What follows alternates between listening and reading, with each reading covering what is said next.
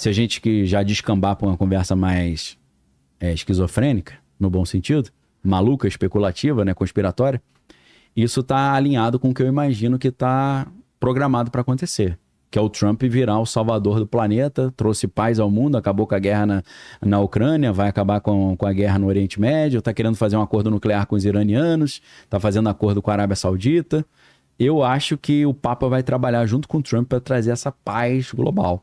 Pois é. Só que o Trump, no discurso que ele fez lá na Arábia Saudita essa semana, ele falou assim: estamos trazendo paz e segurança. Aí é um problema que o apóstolo Paulo diz na primeira carta aos Tessalonicenses, que quando falarem sobre paz e segurança virá uma repentina destruição. Aí a galera que conhece Bíblia, quando ouviu o Trump falando peace and security, paz e segurança, a galera já deu um calafrio. Já ligou. Já ligou. Então, assim, eu acho que a gente está vendo questões proféticas, escatológicas, no final dos tempos ali, se desenhando nesse tabuleiro global aí diante dos nossos olhos. Por um lado, eu acho a figura do Papa Leão XIV muito interessante.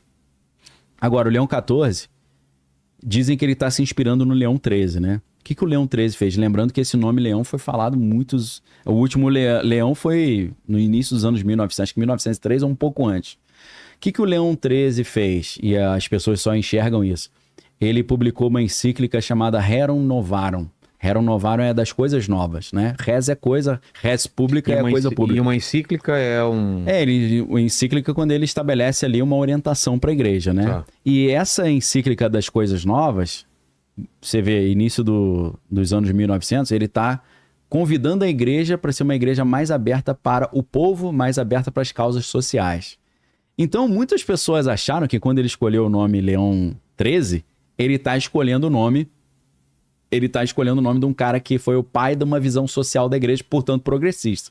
Mas a gente não pode esquecer que tem outros dois leões aí que se destacam na história. Primeiro é o Leão X. Leão X foi o que sucedeu Júlio II, e a gente está falando dos anos 1500.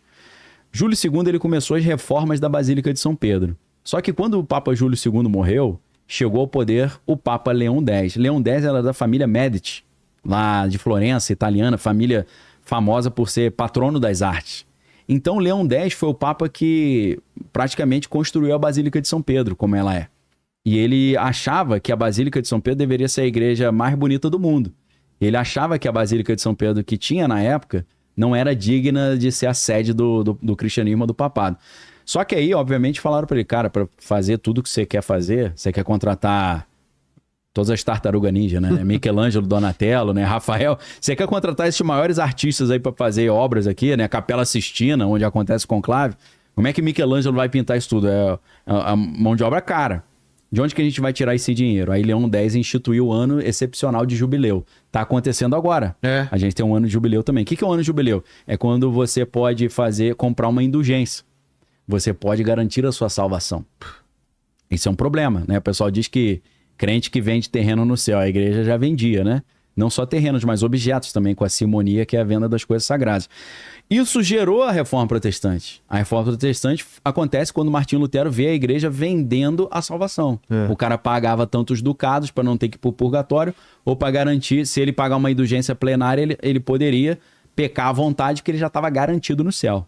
Então, uma coisa louca, né? Tinha gente, por exemplo, a gente vê em livros de história, que por onde passava os emissários da venda das indulgências, no caso da Alemanha ou da Saxônia, na área de Martinho Lutero, era o Johann Tetzel, foi o escolhido para vender indulgência.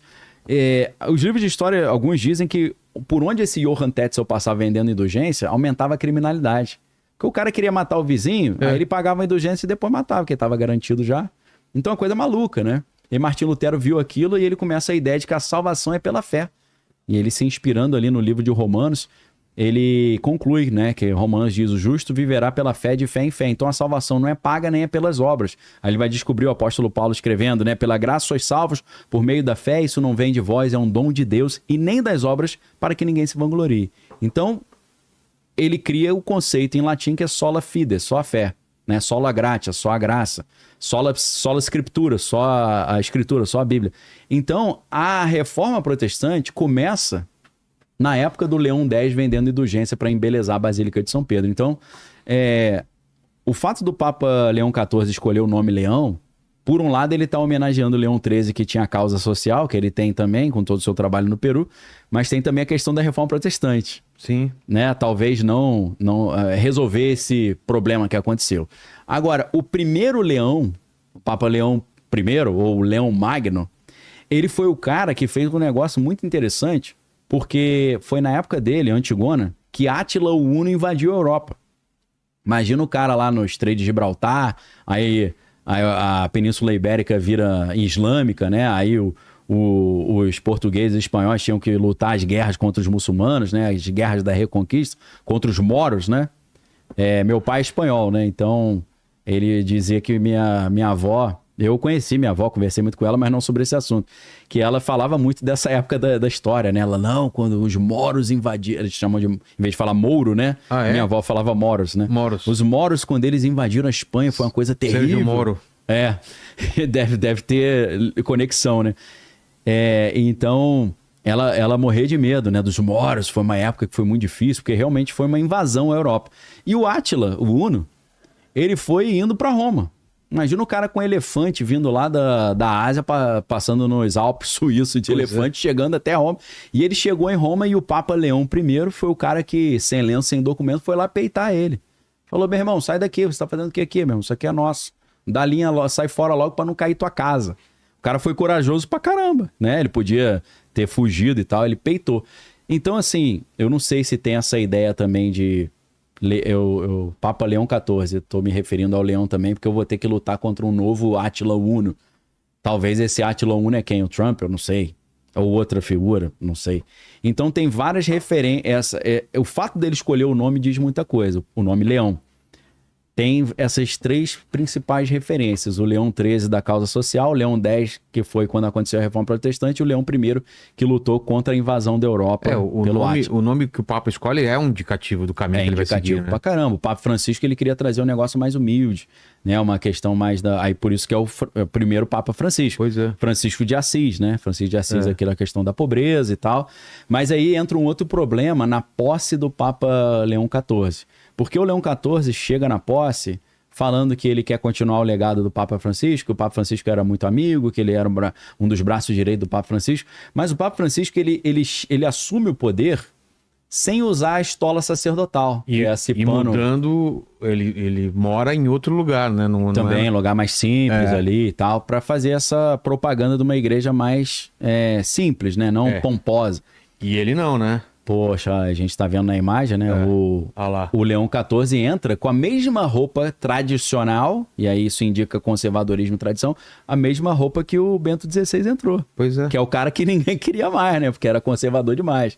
Então, assim, é estranho, porque verbalmente ele diz que vai continuar o trabalho do Francisco, mas visualmente ele não tá continuando. Então é uma esfinge a ser interpretada, né? É um mistério. Deixa eu fazer só uma pontuação. Muita gente fala assim, Daniel é protestante, tá falando sobre catolicismo. Eu poderia dizer para você, eu sou doutor em linguística. Se você não é doutor em linguística, fica quieto, só eu que falo. É tão ignorante quanto, mas tudo bem. Eu sou formado em teologia pela Universidade Metodista de São Paulo. Ah, mas é uma universidade protestante. Mas eu também estudei na Universidade de São Bento do Rio de Janeiro. Aí eu tenho uma especialização em Teologia e Filosofia Medieval na Universidade de São Bento, no Mosteiro de São Bento do Rio, tá? Então, é claro que eu sou bacharel em Teologia, eu estudei Teologia. Além disso, eu também estudei em faculdades católicas também. Sem falar que a família do meu pai espanhola é toda católica, eu fui batizado na igreja católica, só não fiz crisma nem primeira comunhão. E na família do meu pai tem freira, tem tudo que você pode imaginar. Tá tudo lá na Espanha ainda, né? Então, só pra dizer assim, né? Eu sou uma pessoa que tem olho, tem cérebro, eu leio, né?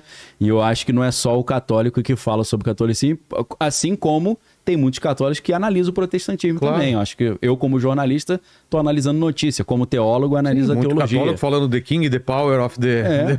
Né, não? Então, só para dar uma resposta aos caras que assam, quem é ele? E de brasileiro que tava lá no conclave? Então, não tinha nenhum que tinha não chance, tinha nenhum, né? Pelo menos na minha leitura, né? Você vê, quando o Brasil, que é o maior país católico do mundo, eles preferiram um argentino e não um brasileiro, né? Então, se naquela época não entrou... Warnes lá, né? Eu não sei, o Dom Odilo Scherer, eu não sei se ele tá no Colégio dos Cardeais, não sei. Então, assim, eu não reconheci ali, pela leitura do que estava acontecendo, nenhum brasileiro com